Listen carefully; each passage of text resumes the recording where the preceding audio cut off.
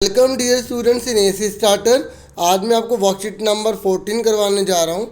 ये आपके math subject की क्लास 8 की 12 नवंबर यानी कि थर्सडे की वर्कशीट रहने वाली है। ठीक है बच्चों, और हिंदी मीडियम वाले डिस्क्रिप्शन में लिंक से सीधा वीडियो पर पहुँच जाएंगे। और आप जैसा कि जानते हैं कि डायरेक्टरेट ऑफ एजुकेशन के द्वारा हमें वर्कशीट दी जाती है, वही अब हम समझने जा रहे हैं। आज की जो वर्कशीट है ना वो स्क्वायर एंड स्क्वायर रूट से रिलेटेड रहने वाली है, जो आपकी एनसीईआरटी की जो बुक है चैप्टर नंबर 6 उससे ही रिलेटेड है।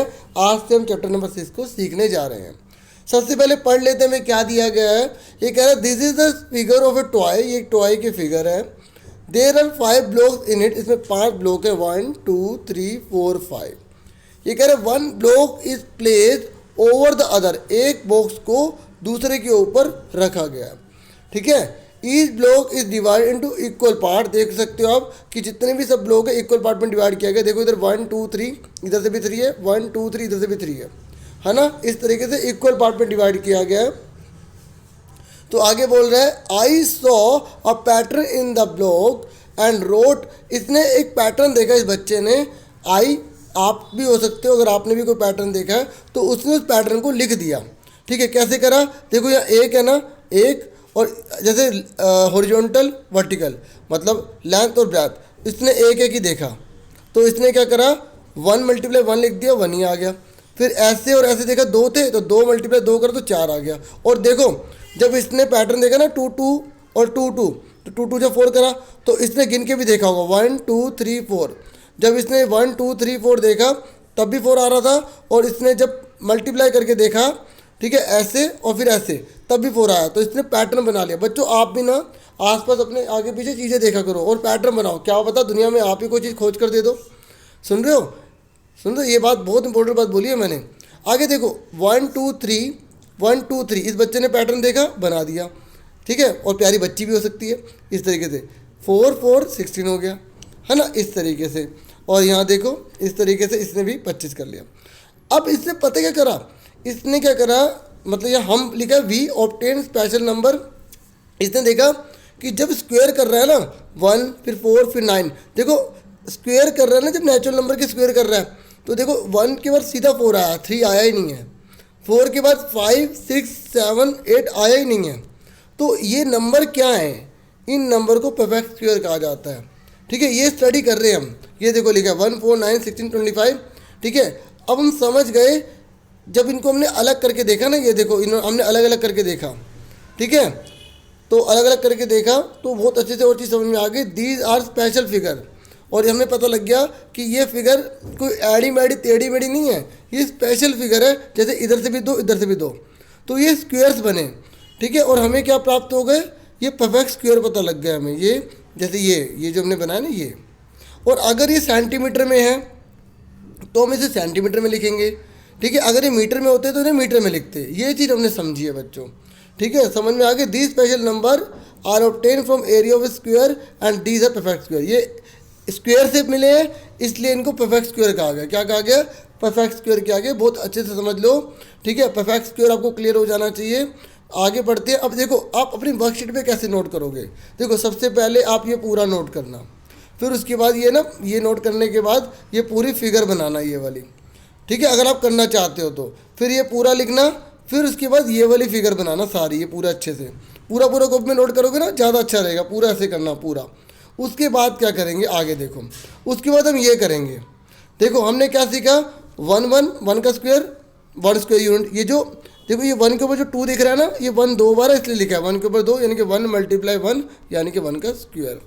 ठीक है, यानी कि 1 आ गया इस तरीके से। ऐसे 4 है ना, तो 4 किसका हुआ, 2 2 जा 4, 2 के ऊपर स्क्वायर लग गया 4 आ गया। 9 3 3 जा 9, 3 के ऊपर 2 9 आ गया। 16 4 4 जा 16, 4 का स्क्वायर 16 आ गया। 25 का करा 5 5 जा 25 इसलिए आ गया। ठीक है, फिर आप ये नोट कर लेना।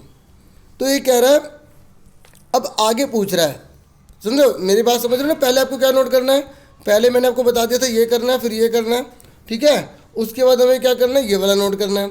उसके बाद हमें ये करना है। देखो इसने पूछा है कि क्या एनी परफेक्ट स्क्वायर 1 और 4 या 4 और 9 9 16 के बीच में होता है, चेक करो। देखो 1 के बाद सीधा 4 आ गया, इनके बीच में कुछ था नहीं था। ऐसे 4 और 9 के बीच में कोई था नहीं था, और 9 और 16 के बीच में कोई था नहीं था, तो इसका आंसर आप लिख दोगे नो। क्या लिख दोगे बच्चों? नो, नहीं होता इसके बीच में।